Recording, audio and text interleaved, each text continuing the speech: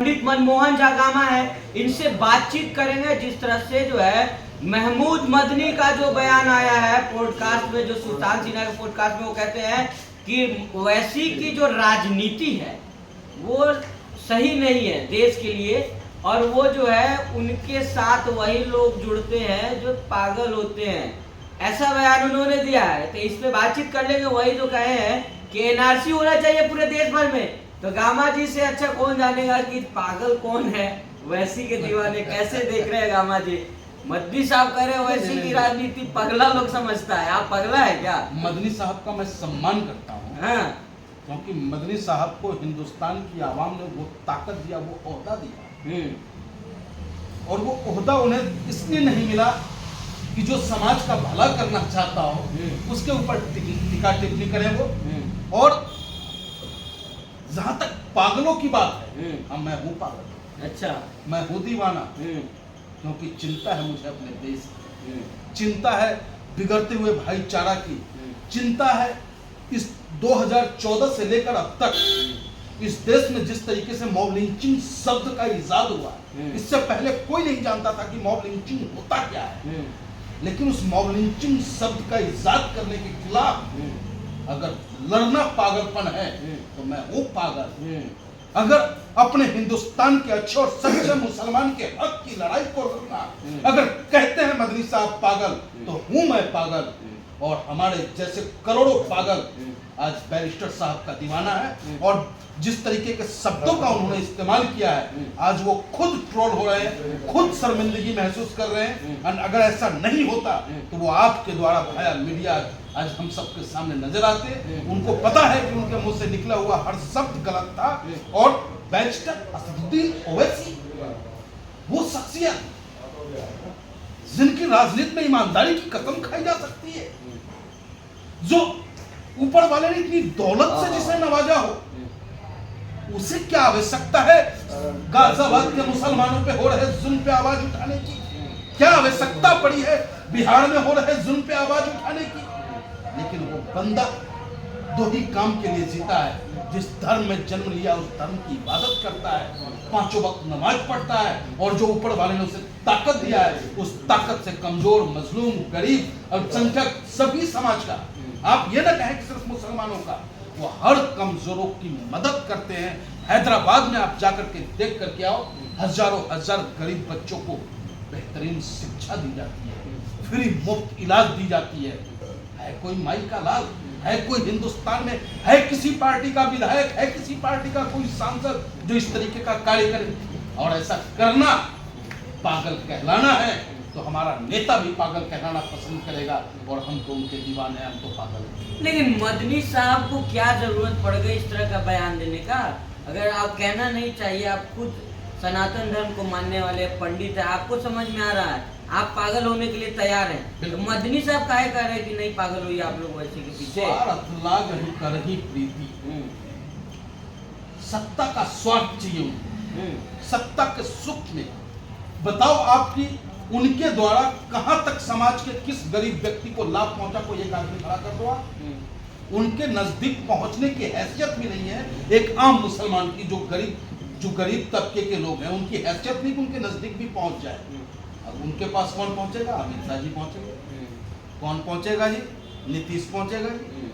Sir यानी कि balance ये बना के चलने वाले लोग हैं जिन्हें पता है कि हिंदुस्तान में पोलराइजेशन की राजनीति हो गई है हिंदू और मुसलमान की। तो वर्तमान अभी भाजपा का नजर इनको दिखता हुआ नजर आता है, तो भाजपा की समर्थन में बोलते हैं। जब उनको लगता है कि कांग्रेस कहीं उठता हुआ नजर आ रहा, तो कांग्रेस की समर्थन में बोले, क्योंकि अपनी दुकान बंद ना हो, गरीब भूखा मर जाए, गरीब जेल चला जाए, गरीब का फर्जी एनकाउंटर हो जाए, कहीं एक शब्द अगर इन्होंने कुछ बोला होगा बता दो। और हम रोज बोलते हैं क्योंकि हमारे पास कह रहे मुसलमानों के नेता नहीं है सब दोनों वैसे। अरे वो हिंदुस्तान के नेता है, मुसलमानों के क्यों नेता है भाई? ये तो आप मत कहो मुसलमानों के ही नेता नहीं, वो हिंदुस्तान के नेता है, जो भी हिंदुस्तान में पीड़ित है, जिनको सताया जा रहा है, जिन पे जुल्म हो रहा है। जितनी ऊपर वालों ने हम ऑल इंडिया मजलिस इत्तेहादुल मुस्लिमीन के कार्यकर्ताओं को ताकत दिया है, उस ताकत से हम कमजोरों की मदद करते हैं, गरीबों की मदद करते हैं, और यही काम हमारा नेता हमसे कहता है। लेकिन वो कह रहे हैं कि सारे मुसलमानों को नेता नहीं है, अगर वो मुसलमानों को अगर कुछ कहेंगे तो सारे मुसलमानों की बात को नहीं मानेंगे। आपने देखा ना कि गाना था कि ठहरे हुए पानी में कंकर न मार सावले, हैं हलचल सी मच जाएगी बावले, हैं।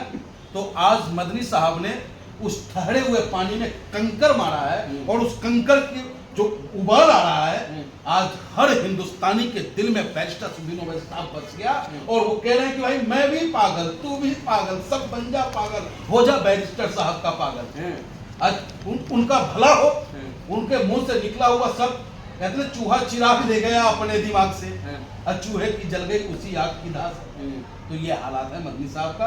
उनका मैं बड़ा सम्मान करता हूँ, मैं उन्हें कोई ऐसा शब्द नहीं कहना चाहता जिससे कि उनको पीड़ा पहुंचे, लेकिन इतना जरूर कहना चाहूंगा मदनी साहब कि आपसे हिंदुस्तान के कमजोर लोगों की उम्मीदें भी, आप धर्म की बात करते हो, आप धार्मिक बात करें, कोई दिक्कत नहीं। राजनीति करना हमारा काम है, राजनीति हमारे नेता को हमें आप करने दें, क्योंकि लोकतंत्र में उसी समाज को ताकत मिला है जिस समाज के पास राजनीति की चाबी है। लेकिन एक बात है, आप भी अपने नेता की तरफ बच के निकल जा रहे हैं, खुल के आप लोग मदनी के ऊपर बोल नहीं रहे, कुछ प्रहार जिस तरह से करना चाहिए जवाब आप लोग दे नहीं रहे हैं। क्रिया की प्रतिक्रिया होती है, लेकिन मैं क्या बोलूं, जनता उनको जवाब दे रही है ना। आज हर गली, वो अपने घर से बाहर उनकी जो जमायत उलेमा है, जमायत उलेमा हिंद जो है, उनके सदस्य उनको आईना दिखाने का कार्य कर रहा है। तो हम क्या दिखाएं, वो तो आज खुद शर्मिंदा है। और मैं बार बार यही कहूंगा उनसे कि आपका जो कद है, जो आपको हिंदुस्तान की आवाम ने ताकत दी है, उससे कमजोरों की मदद होनी चाहिए, हिंदुस्तान को बेहतर नेतृत्व मिले, इसके लिए आपको अपनी बात रखनी चाहिए थी, न कि जुल्म और डंडा चलाने वालों का। मदद करता रहा रामदेव बाबा को, हलाल का सर्टिफिकेट दे दिया है मदनी साहब ने, अंदर खाने दोस्ती है उनकी।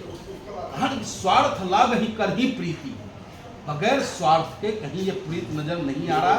और हम लोगों को भी स्वार्थ है, हमसे भी आप कहोगे कि आपका क्या स्वार्थ है, तो हमें स्वार्थ है कि हमारा हिंदुस्तान एक गुलदस्ता है, तो गुलदस्ता चमकता हुआ नजर आना चाहिए। हमारा स्वार्थ है कि जो संविधान ने हमें ताकत दिया, बाबा साहब भीमराव अंबेडकर ने, उस अधिकार को हर व्यक्ति तक हम पहुंचाएं, अंतिम पावदान में बैठे हुए व्यक्ति तक उसका लाभ पहुंचे। इस स्वार्थ को लेकर के ऑल इंडिया मजलिस इत्तेहाद मुस्लिमीन के राष्ट्रीय अध्यक्ष बैरिस्टर साहब के नेतृत्व में हम लोग कार्य। मदनी साहब को कह रहे हैं, मदनी साहब ने कहा कि वो राजाकार हैं, राजाकार की तरह काम करते हैं। तो अमित शाह भी बोल गए, तो अमित शाह उनमें क्या फर्क है? मैंने कहा मैं उनसे, मदनी और अमित शाह एक ही है, मैं उनको कुछ नहीं कहना चाहता, लेकिन ये शब्द अमित शाह भी बोले थे और आज रिकॉर्डिंग टू आया, ये बोलने का काम कर रहे हैं। What is राजाकार? राजाकार क्या होता है? क्या होता है राजाकार? बताइए ना कौन क्या होता है? राजाकार होता क्या है? रग में खून जो है हिंदुस्तान का दौड़ता है। आज जो बिल्डिंगें बड़ी बड़ी वहां खड़ी है, जो इस शिक्षा का और अस्पतालों का खड़ा है, वो पाकिस्तान में खड़ा है। What is राजाकार? हिंदुस्तान की तिरंगा के लिए मरने और मिटने को सदैव तैयार हम ऑल इंडिया मजलिस इत्तेहाद मुस्लिमीन के लोग रहते हैं। ऐसे ही नहीं रहते, क्योंकि हमारा नेता हमें वो सिखाता है कि पंडित जी ये देश हमारा है, देश का कोना कोना हमारा है, तिरंगा हमारा है, इसे महफूज रखना है और इसको सलामत रखना है। इसके लिए भाईचारा और एकता के लिए हर काम को हमें करना पड़ेगा। जो भगत सिंह और चंद्रशेखर आजाद शफाकुल्लाह खां करके चले गए, लेकिन आज उनकी आत्मा कहीं न कहीं रो रही है कि जिस देश के लिए हमने कुर्बानी दी, आज उस देश में कुछ सियासतदान अपने स्वार्थ के लिए हमारे अपनों को ही बलि चढ़ाने पे। राजाकार बार बार क्यों कहा जाता है आप लोगों को? वैसे साहब को खास तौर पे कहा जाता है। अरे कहते क्या फर्क पड़ता है हमारे ऊपर, क्योंकि हम तो है ना इंडियन, हम है ना हिंदुस्तानी। हमें हमारा आत्मा हमसे कहता है ना कि तू बेटा पक्का सच्चा हिंदुस्तानी है। हमारे इनके कहने से कोई बी टीम कहता है, कोई सी टीम कहता है, कोई ए टीम कहता है, रजाकार कहता है, और जो हत्यारा है उसे कोई हत्यारा कहने से भी डरता है साहब, इस तरह का। लेकिन जिस तरह के मुंबई में जो रैली निकाली इम्तियाज जलील ने, उसको लेकर भी वो कह रहे हैं कि वो सही नहीं था, इस तरह की रैली नहीं निकालनी चाहिए थी। अब सच हम नहीं बोलेंगे तो बोलेगा कौन? ये काम किनका था? जमात उलेमा हिंद के लोगों को चाहिए था, क्योंकि हजरत मोहम्मद पैगंबर साहब के खिलाफ अब शब्दों का इस्तेमाल उसने किया। वो धार्मिक नेतृत्व करते हैं, वो धार्मिक नेतृत्व करते हैं। किसकी जिम्मेदारी थी? आज कोई सनातन के खिलाफ बोले मैं हिंदू हूँ, मैं राम में आस्था रखता हूँ, बिल्कुल बर्दाश्त नहीं करूंगा। जितनी मेरी ताकत है उस ताकत के साथ अपने राम के लिए मैं संघर्ष करूंगा। और ये जमात उलेमा हिंद के राष्ट्रीय अध्यक्ष बने रहते हैं और लड़ाई भी लड़ना पड़ रहा है राजनीतिक व्यक्ति को। सो गए सब, कंबल तान के पड़े हैं। अरे कह रहे कंबल में- राजनीति कंबल में चमका रहे दीप है। इम्तियाज अली अपनी राजनीति चमका रहे हैं। इम्तियाज जलील साहब को मैं सैल्यूट करता हूँ, महाराष्ट्र के उन तमाम नौजवानों को सैल्यूट करता हूँ जिन्होंने अपने के लिए, अपने धर्म के लिए सड़कों पे उतरना उन्होंने बेहतर समझा। और सबसे बढ़िया ये मैंने देखा कि एक हाथ में संविधान और दूसरे हाथ में हमारा तिरंगा था। संविधान के दायरे में हमारे ऑल इंडिया मजलिस इत्तेहाद मुस्लिमीन के प्रदेश अध्यक्ष पूर्व सांसद इम्तियाज जलील साहब के नेतृत्व में बहुत बढ़िया बहरी और गूंगी सरकार को सुनाने के लिए कह रहे हैं ये जरूरी थी। कह रहे हैं सांसद ही हार के विधायक बनना चाहते हैं। देखिए, हार और जीत तो ऊपर वाले के हाथ में। मैं हार गया तो क्या मैं लोगों की आवाज नहीं बनूंगा? हारना कोई मायने नहीं रखता है, आपका जज्बा बना रहना चाहिए। क्योंकि हजरत मोहम्मद पैगंबर साहब के आइडियोलॉजी को मानने वाले हिंदुस्तान ही नहीं, विश्व के कोने कोने में। और मैं समझता हूं जो सनातनी अपने ईश्वर से मोहब्बत करता है, उसकी आस्था रखता है, वो भी आज दुखी होगा संत रामगिरी के उस शब्दों से। हाँ, जिसे धर्म से कोई लेना देना ही नहीं है, अपनी दुकान अपनी रोटी सेकनी है, नफरत का व्यापार करना है, उन लोगों के लिए तो ताली बजाने और विरोध करने की बात हो सकती है। हजरत मोहम्मद साहब संदेश दिया शांति का, भाईचारा का, कमजोरों की मदद करने का। यूं ही कोई किसी का फॉलोवर नहीं बनता है ना बॉस। अगर मैं राम का फॉलोवर हूं तो राम में हमने कुछ देखा है, उसी तरीके से हजरत मोहम्मद पैगंबर साहब का फॉलोवर यूं ही नहीं है। उन्होंने देश और समाज और मानवता के लिए बहुत कुछ किया है और वो सारे लोग दुखी हैं। उन दुखी दिलों में वो ताकत नहीं थी कि वो सड़कों पे उतरे और उस ताकत को उभारने का काम, जैसे हनुमान जी को अपनी ताकत का एहसास नहीं था कि आप समुद्र लांघ जाओगे, तो जामवंत जी ने याद दिलाया कि का चुप साधी रही बलवाना, अब पवन तन बल पवन समाना। जब एहसास हुआ कि आप एक छलांग में समुद्र पार कर जाओगे, उन्होंने पार किया। वैसे अब हिंदुस्तान के मुसलमान भाई जाग चुके हैं, इनके बिलबिलाने से अब कोई फर्क नहीं पड़ रहा। हैदराबाद से लेकर के बिहार, बंगाल, चहुं ओर ऑल इंडिया मजलिस इत्तेहाद मुस्लिमीन आपको लहराता हुआ। मुसलमान अपने लीडरशिप ढूंढ लिया, क्या नेता ढूंढ लिया? देखिए, मुसलमानों ने नहीं, हिंदुस्तान के मजलूमों ने अपना लीडरशिप चुन लिया है। हिंदुस्तान के मुसलमानों ने नहीं, हिंदुस्तान के हर वो गरीब अपने आप को डरे सहमे हुए तो अखिलेश, राहुल गांधी सब नेता नहीं हैं। कैसा नेता है? एसी में बैठे वाला, इसको नेता कहते हैं? हैं? अपने सुविधा अनुसार शटर का दुकान खोलने वाले को नेता कहते हैं? आपने कभी देखा हमारे नेता को कि हमारे राम के खिलाफ एक शब्द बोला हो? लेकिन कभी कोई जनेऊ पहन लेता है, कभी कोई जनेऊ फेंक देता है, कभी कोई जाकर के हम इस मंदिर में नहीं जाएंगे, उस मंदिर में जाएंगे, मैसेज देने का काम करता है। तो भैया, आप जिस धर्म में जन्म लिए हो उसमें आस्था रखो, लेकिन जनता को बेवकूफ मत बनाओ। वोट के समय में तो कह दो कि तू मेरा मैं तेरा, और जब एनकाउंटर हो तो सिर्फ यादव पे ही आपका मुंह खोले कि पिछड़ा का हत्या हो गया है। बाकी जाति पिछड़ा नहीं है, हिंदुस्तान में सिर्फ पिछड़ा एक यादव जाति ही है। तो बहुत सारी बातें लेकिन हिंदुस्तान इतना सब कुछ होने के बाद लाठी मिली, लेकिन गिरफ्तारी अभी तक नहीं हुई राम। देखिए, कब तक जुल्म करेगा सत्ता के गलियारों से, चप्पा चप्पा गूंज उठेगा इनकलाब के नारों से। उन लाठियों से हम ऑल इंडिया मजलिस इत्तेहाद मुस्लिमीन के लोग दबने वाले नहीं है। पीठ बहुत मजबूत है। और दूसरी बात की, हम तो शुरू से हमारे लोग लाठी खाते आए हैं साहब, तो कुछ और लाठियां खा ले। मस्जिदों में घुस के भी मारा जाएगा मुस्लिमों को अगर ज्यादा आवाज उठाएंगे तो। यार, उसकी क्या औकात है? बिल मिलाना अलग बात है, बयान देना अलग बात है। मैंने तो कहा था नीतीश राणा से कि तुम मुंबई तो नहीं जा सकता, क्योंकि वहां वारिस पठान से लेकर के एक से एक योद्धा बैठे हैं। तो यहीं आजा गाजियाबाद में तू जिस मस्जिद में चलता है वहीं चल, अगर इबादत करना है मैं तुझे लेके चलूंगा। और थोड़ा सा नजर टेढ़ा किया तो भैया कुछ हुआ तो मेरा जिम्मेदारी। लेकिन जिगामा जी जिस तरह से जो है महमूद बन्नी कह रहे हैं, उसके बाद कह रहे हैं कि वो एनआरसी होने चाहिए पूरे देश भर में। तो क्या एनआरसी, मुसलमान एक साल तक इसको लेकर आंदोलन किए, यही महमूद बन्नी का उस समय कुछ और बयान आ रहा था, अब जो कह रहे हैं कि एनआरसी हो जाना चाहिए। मौलाना आजरी पे कुछ बोला उन्होंने आज तक? नहीं बोला। क्या उनका जुल्म था? एक शेर ही तो पड़ा था। कई लड़के जेल में बंद हैं एनआरसी को लेकर, कभी उनके माँ बाप उनके परिवार के दर्द को इन्होंने महसूस किया? कभी जाके मिलने का प्रयास किया? और जो भी लड़के बन रहे हैं, एजुकेटेड हैं, शिक्षित हैं, और शिक्षित जब संघर्ष करता है तो निस्वार्थ करता है और समाज और देश के लिए करता है। ये मदनी साहब को समझना होगा।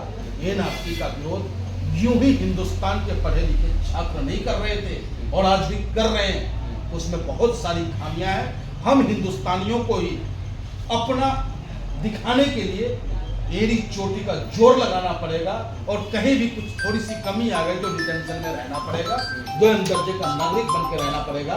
और ये हम हिंदुस्तानी, हम ऑल इंडिया मजलिस इत्तेहादुल मुस्लिमीन कतई स्वीकार नहीं करेंगे। एनआरसी का कल भी बायकॉट था, आज भी बायकॉट। जिस तरह से मौलाना मदनी पे तमाम जो उलमा लोग जो है बयान दे रहे हैं, ये लुधियाना के जो है इमाम ने भी कहा है कि वैसी जो है हर मुद्दे पे आवाज उठाते हैं, तो मदनी साहब को क्यों नहीं दिख रहा है? मैंने क्या कहा? आपने कहा ना कि रजाकार बोला, और रजाकार पहले किसने बोला? अमित शाह ने बोला। फिर किसने बोला? मदनी साहब ने बोला। तो वहां से जो स्क्रिप्टेड होता है कि आपको ये बोलना है, उस स्क्रिप्ट को ये बोल जाते हैं। आपसे तो कभी मदनी साहब मिलते नहीं, आप समय लेके दिखा दो हमें।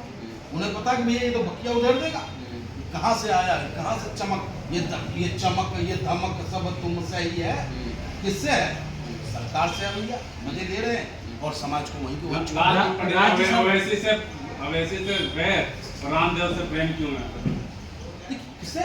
रामदेव बाबा वैसी से प्रेम नहीं है। ओवैसी साहब से प्रेम इसलिए नहीं है क्योंकि ओवैसी साहब कमजोरों को ऊपर। लेकिन रामदेव तो मुस्लिमों के बारे में कितना उल्टा सीधा बोलते हैं उनको। अरे आप उनको मुस्लिम प्रेमी क्यों कहते हो?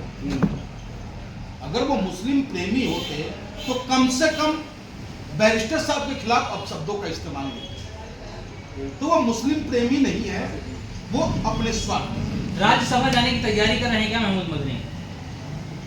जब जज जा सकता है, बड़े बड़े अधिकारी जा सकते हैं, तो मदनी साहब को अपवाद तो होंगे नहीं। राजनीति है, कुछ भी हो सकता है। तैयारी मतलब राज्यसभा की है। देखिए, कयास लगाया जाता है राजनीति में।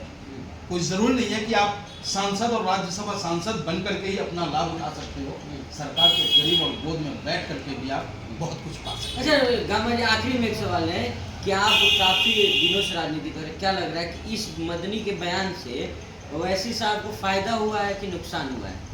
देखिए, हम ऑल इंडिया मजलिस इत्तेहादुल मुस्लिमीन के लोग फायदे की राजनीति नहीं करते, पहले आते हैं।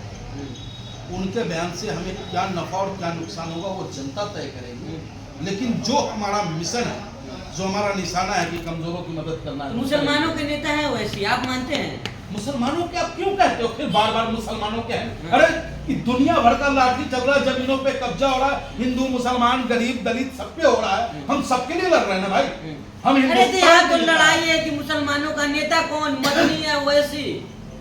मुसलमान के नेता हम नहीं है, हम हिंदुस्तान के नेता हैं। हम हिंदुस्तान के हर कमजोरों की आवाज है। आप हम एक जगह बांध के ऐसे गांठ बांध के मत रख दो कि ये मुसलमान है। लड़ाई आप समझ ही नहीं पा रहे। अरे हम सब समझ रहे हैं, हाँ। आप हमको अटकाना चाह रहे हैं। लड़ाई आप समझ रहे हैं? बिल्कुल मदनी वर्सेज वैसी। मदनी मुसलमानों का नेता है कि वैसी नेता? मदनी जी धार्मिक नेता हो सकते हैं, लेकिन जब जरूरतमंदों की जरूरत पूरा करने की बात आएगी तो वो नेता एक ही है, वो बैरिस्टर। मुसलमानों के नेता कौन? आखिरी वही बात, फिर मुसलमानों को ले जाकर पटका देते हैं। अरे आप कहें कि हिंदुस्तान का नेता कौन? सिर्फ हम वो झूठे वादे नहीं करते कि 140 करोड़ भाई बहनों, तुमसे हमारा रिश्ता, तुमसे हमारा रिश्ता, तुमसे पुराना रिश्ता, हर राज्य से रिश्ता, ऐसे झूठी बातें नहीं करते हम। हाँ, हिंदुस्तान के हर लोगों से हम मोहब्बत करते हैं, हर धर्म के लोगों की मजबूती चाहते हैं, क्योंकि हम देश को मजबूत देखना चाहते हैं, हम नफरत नहीं चाहते। बहुत शुक्रिया। तो ये थे हमारे साथ पंडित मनमोहन झा गामा, जो तमाम मुद्दे पर चर्चा कर रहे थे।